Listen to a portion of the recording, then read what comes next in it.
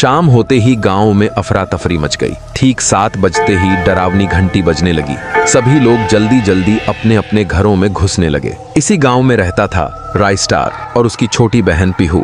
माँ बाप बहुत पहले ही गुजर चुके थे। राइस्टार ने पीहू से कहा, पीहू दरवाजा और खिड़की बंद करके रहना जब तक मैं वापस ना आ जाऊं। पीहू बोली, ठीक है भैया। इतना कहकर राइस्टार ऑटो लेकर निकल पड़ा।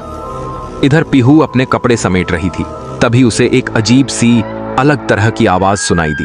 पीहू डरते हुए बोली, आप कौन हैं अंकल, और आपका शरीर ऐसा क्यों है? उसने धीरे से जवाब दिया, अरे गुड़िया, मैं तो तुम्हें चॉकलेट देने आया हूँ, बाहर आओ। पीहू ने डरते हुए कहा, नहीं, भैया ने मना किया है बाहर जाने से। वो अजनबी डरावनी मुस्कान के साथ बोला, गुड़िया चॉकलेट ले लो, कुछ नहीं होगा। बहन बाहर जाने लगी, फिर देखा कि कोई उसे मारने आया है। डर के मारे बोली, छोड़ दो मुझे। शैतान हंसते हुए बोला, मरेगी आज। फिर उसने खंजर से वार कर दिया। बहन जमीन पर गिर गई। वह शैतान हंसते हुए गायब हो गया। सामने के घर से एक बच्चा यह सब देख रहा था। आसमान चमकने लगा, बिजली गरजने लगी। बारिश में भीगते हुए राइस्टार अपनी बहन की बात सोच रहा था। तभी उसे घर के सामने एक लाश दिखाई दी। पास जाकर देखा तो वहीं उसकी बहन मरी पड़ी थी।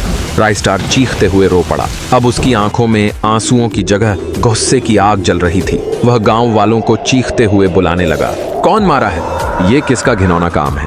मेरी बहन को किसने मारा? गांव वाले कुछ नहीं जानते थे। सब लोग रोने लगे। सुबह होते ही एक बच्चा आवाज लगाता हुआ बोला, राइस्टार भैया। राइस्टार बाहर आया तो देखा गांव का चिंटू उसे बुला रहा था। चिंटू बोला, राइस्टार भैया, कल रात आपकी बहन को एक डरावनी परछाई ने खंजर से मार डाला। मैंने पढ़ाई करते समय खिड़की से सब कुछ देखा। मैं आपकी बहन को बचा नहीं पाया क्योंकि वो शैतान मुझे भी मार देता। यह सुनकर राइस्टार गुस्से में बोला, अब मैं उस शैतानी ताकत को मिटाकर ही रहूंगा जिसने मेरी बहन को मारा है। अब क्या राइस्टार अपनी बहन का बदला ले पाएगा? और वो कौन थी जिसने राइस्टार की बहन को मारा? अगले एपिसोड में आएगा पार्ट 2। देखना चाहते हो तो कमेंट में यस लिखो।